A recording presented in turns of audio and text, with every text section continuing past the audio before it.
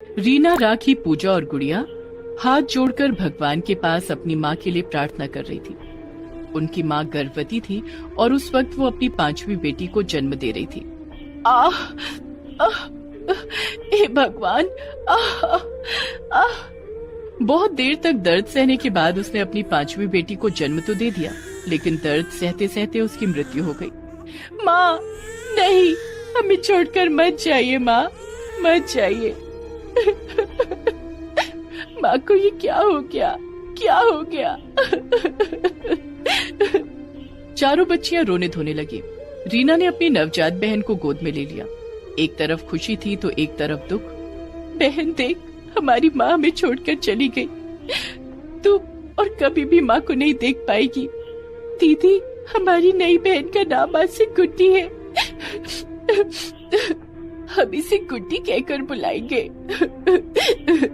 रीना, राखी, पूजा और गुड़िया अपनी माँ को खोने के शोक से अभी उभर भी नहीं पाए थे कि तभी उनका चाचा मक्खन लाल वहाँ आ गया और उसने रीना से गुड्डी को छीन लिया।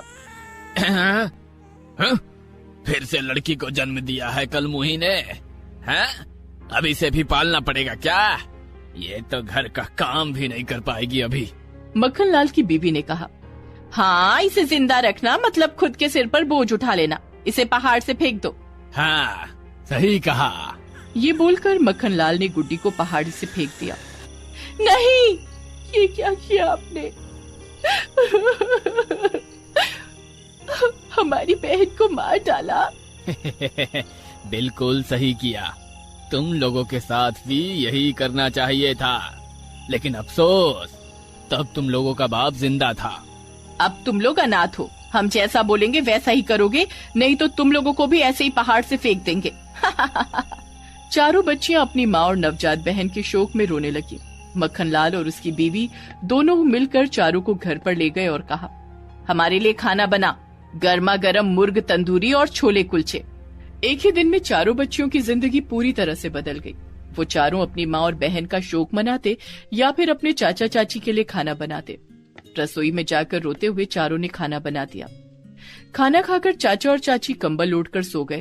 तभी रीना ने बाकी तीनों से कहा, सुनो, यहाँ पर रहना हमारे लिए खतरे से खाली नहीं है। हमें यहाँ से भागना पड़ेगा। हाँ दीदी, आपने सही कहा। चलिए भाग चलते हैं। मौका देखकर चारों घर से भाग निकले और दौड़ने लगे। रात बहुत हो गई थी, ऊपर से ठंड हद से ज्यादा बढ़ गई थी। वो लोग जी जान लगाकर बस दौड़े जा रहे थे। जल्दी चलो यहाँ से, जितना दूर हो सके चलो। लेकिन दीदी, हम तो जंगल की ओर जा रहे हैं। वहाँ आदमखोर शेर रहता है। हमारे चाचा चाची से अच्छा तो आदमखोर शेर है। चलो जल्दी। वो लोग दौड़ ही रहे थे कि तभी अचानक से पहाड़ी के ऊपर से एक बड़ा सा पत्थर नीचे गिरने लगा, लेकिन अंधेरे की वजह से किसी ने पत्थर को नहीं देखा और उस पत्थर ने जोर से नीचे गिरकर पूजा को धक्का मार दिया।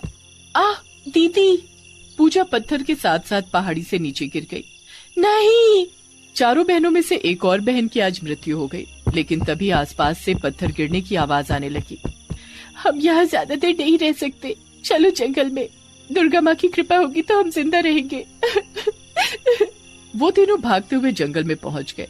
जंगल में पहुंचकर वो लोग एक पेड़ के नीचे बैठ गए और गुड़िया रोने लगी। आज हमने कितना कुछ खो दिया। हमारी जिंदगी से सब कुछ खत्म हो गया। रो मत बहन, दुर्गा माँ ने चाहा तो सब कुछ ठीक हो जाएगा। कैसे ठीक होगा? माँ और दोनों बहनें वापस आ जाएंगी क्या? दुर्गा माँ कुछ भी कर सकती है बहन। वो चाहे तो इंसान को मृत्यु से भी वापस ला सकती है।